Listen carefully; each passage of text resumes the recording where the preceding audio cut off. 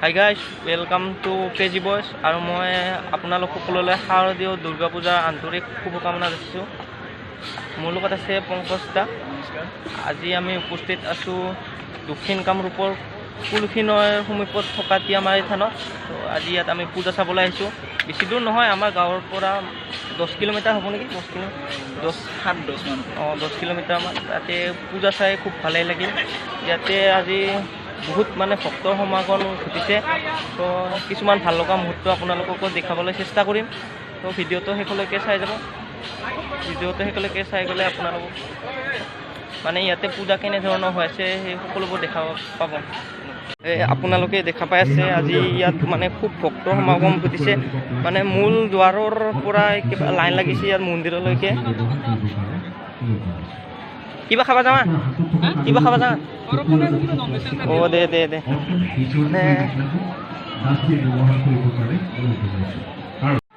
এতিয়া আমি আহি উপস্থিত হ'লোঁ তিয়ামাৰী থানৰ আটাইতকৈ সুন্দৰ মনোমোহা ঠাইখিনি। মানে কি বুলি কয়, বুঢ়া গোঁসাই ন? বুঢ়া গোঁসাইলৈ যোৱা পথত। এইফালে আছে পাহাৰ, কি সুন্দৰ দৃশ্য। আৰু এইফালে আয়োজন কৰিছে মানে প্ৰীতি ভোজৰ কিবা ভোগ আমিও খাম বাৰু। আগতে ভিডিঅ'ত দেখিবলৈ পাব। আগতে আমি আহোঁ বুঢ়া গোঁসাইৰ পৰা। বুঢ়া গোঁসাইৰ ওচৰতে আছে এইটো কিবা নামটো নাজানো দেই। মানে ইয়াত মানে দেৱধানী হয়, ওজাপালি বিভিন্ন ধৰণৰ ইয়াতে কাৰ্যসূচী কৰা হয়। আৰু ওপৰত চাগে নাম চলি আছে নেকি শুনিব পোৱা মতে। আপোনালোকে ভিডিঅ'টো চাওক। আমি এতিয়া আহি পালোঁ এই বুঢ়া গোঁসাই। কিন্তু সমস্যাটো হ'ল যে এই বুঢ়া গোঁসাইলৈ যোৱাটো ইমান সহজ কথা নহয়, কাৰণ বহুত দূৰৰ পৰা লাইন পাতি আছে। তেতিয়াৰ পৰা ইয়াত যাবলৈ হ'লে মিনিমাম এঘণ্টামান সময় লাগিব। কিন্তু ইমান দূৰতো অপেক্ষা কৰিব নোৱাৰিম। তো মানে আজি দৰ্শন কৰা নহ'বই নেকি। চেষ্টা কৰি চাওঁ শেষলৈকে কি হয় সময় পালে। আৰু এইফালে আছে সুন্দৰ পাহাৰ বুঢ়া গোঁসাইৰ ওচৰত।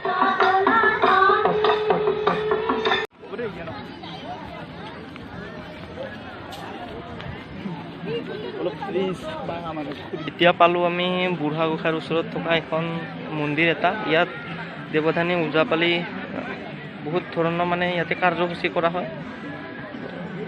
বহুত মানুহ, ইয়াতো মানুহ। এইফালে আৰু আছে ভোগ খুৱাই আছে, তাতেও বহুত মানুহ এইফালে দেখিবলৈ পাইছে। সুন্দৰ পাহাৰ। তো ভিডিঅ'টোত আপোনালোকক বেছি দেখাব নোৱাৰিলোঁ, কাৰণ ইমান মানুহৰ মাজত ভিডিঅ' কৰাটো ইমান সম্ভৱ নহয়। তো আমি এতিয়া যাম ভোগ খাবলৈ। কেনে লাগে খাই চাওঁ। যদিও বা প্ৰতি বছৰে আহোঁ, তথাপিও ভোগখিনি মানে নেৰোঁ আৰু খাই অলপ টেষ্টি, বহুত বঢ়িয়া লাগে।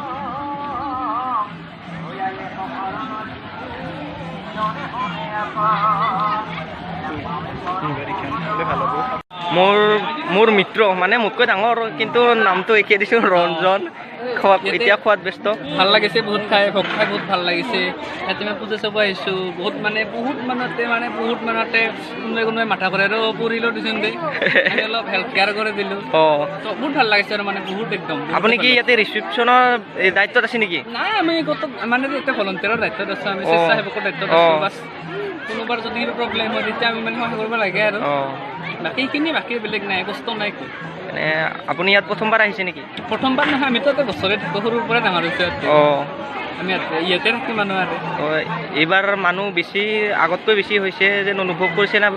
নাই, সিমানে আগত মানে 1 বছৰ নোহোৱা হৈ থাকে। তো 1 বছৰৰ মূৰত একদিন আহিলেতো মানুহ হোৱা দৰে লাগবই ন। বাছ বছৰে সিমানে হয়। ঠিক আছে। তো আমি মানে সেৱা কৰি ভোগ খাই মানে এতিয়া ঘৰত যাব ওলাইছোঁ। তো এতিয়া যোৱাৰ আগতে শৰণাৰ্থীসকলৰ কিছুমান মনৰ ভাৱ জানিবলৈ চেষ্টা কৰিম, যে তেওঁলোকে ইয়াত আহি কেনেকুৱা পালে, আগতে আহিছিল নেকি, সেইবোৰ মানে কথা জানিবলৈ চেষ্টা কৰিম। লগতে যদি পাৰোঁ দোকানীসকলৰ পৰাও কিছুমান কথা জানিবলৈ চেষ্টা কৰিম। চাই থাকক ভিডিঅ'টো, বেছি দেৰি নকৰোঁ।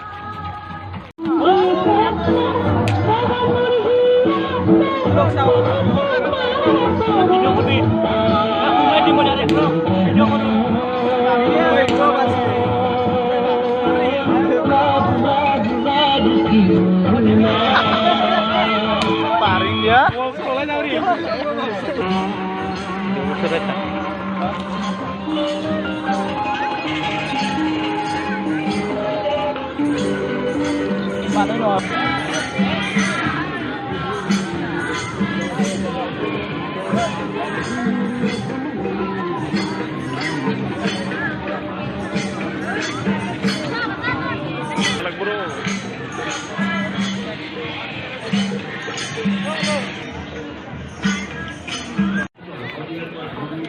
গাইজ আমি এতিয়া আমাৰ পূজা চাবলৈ অহা বিভিন্ন মানুহৰ আমি মানে মনৰ ভাৱ জানিবলৈ চেষ্টা কৰিম। এতিয়া আমাৰ মাজত এজন দাদা উপস্থিত আছে, কোন হয় নাজানো। মানে দাদা আপুনি ক'ৰ পৰা আহিছে? আপুনি এইবাৰ প্ৰথম আহিছে? ঔগুৰিৰ পৰা আহিছে। হয় দাদা, আপুনি মানে এই বছৰ প্ৰথম আহিছিলে? যোৱা বছৰো আহিছিলোঁ, ভাল লাগিছিল। যোৱা বছৰতকৈ এই বছৰ বেছি ভাল? এইবাৰ বেছি ভাল হৈছে। গোটেই হেৰিখিনি পৰিপাতি হৈ চলি আছে আৰু খুব ভাল সুন্দৰ পৰিৱেশ, প্ৰাকৃতিক হেৰি আছে, গছ গছনিৰে ভৰা আৰু মানুহখিনিও ধৰক খুব পৰিপাতিকৈ আহিছে আৰু নিজৰ শাৰী বজাই অহা যোৱা কৰি আছে। মানে দাদা, আমাৰ এই পূজাখন যিখন পাতিছে ইয়াৰ এই ক্ষেত্ৰত মানে আমাৰ ৰাভা আশ্ৰমৰ বহুত ভূমিকা আছে। আপুনি তেওঁলোকৰ বিষয়ে কি ক'ব?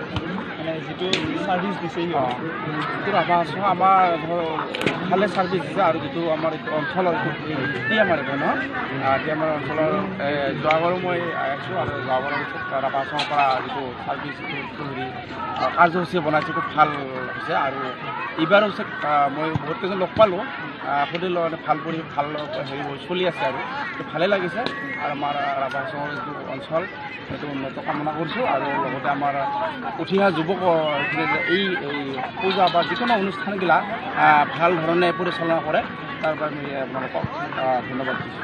দাদা, আপোনাকো ধন্যবাদ জনাইছোঁ আমাক সময় দিয়াৰ কাৰণে, অশেষ ধন্যবাদ। ঠিক আছে। বাকী শাৰদীয় দুৰ্গা পূজাৰ আপোনালৈ শুভেচ্ছা থাকিল। ঠিক আছে। তো বন্ধুসকল, আমি পূজা খালোঁ আৰু শৰণাৰ্থীসকলৰ মনৰ কথা জানিবলৈ চেষ্টা কৰিলোঁ। আৰু আহি আমি ভিডিঅ'টোৰ মানে শেষৰ পিনে উপস্থিত হৈছোঁ। ভিডিঅ'টো শেষ কৰাৰ আগতে এটা কথা উল্লেখ কৰা ভাল হ'ব যে এই পূজাখন চলাই নিয়াৰ ক্ষেত্ৰত বৰদোৱাৰ ফলাগাঁও আঞ্চলিক ৰাভা ছাত্ৰ সন্থাই যিখিনি মানে সঁহাৰি জনাইছে সেইখিনি নিশ্চয়কৈ শলাগ ল'বলগীয়া। আৰু ইয়াৰ ওচৰ চুবুৰীয়া মানুহখিনিও খুব মানে সহযোগিতা কৰিছে। ত' এইখন পূজা বেলেগ পূজাতকৈ অলপমান ব্যতিক্ৰম দেখিলোঁ। তো আপোনালোকেও আহিব পাৰে, এই বছৰ নহ'লে অন্ততঃ অহা বছৰ আহিব বুলি আশা কৰিলোঁ। আৰু পূজাখন মানে আমি যিখিনি দেখুৱাবলৈ সক্ষম হ'লোঁ সেইখিনি কেনেকুৱা পালে কমেণ্টত জনাই দিব। জনাই দিব। Thank you. ভিডিঅ'টো শেষ কৰিলোঁ, ধন্যবাদ।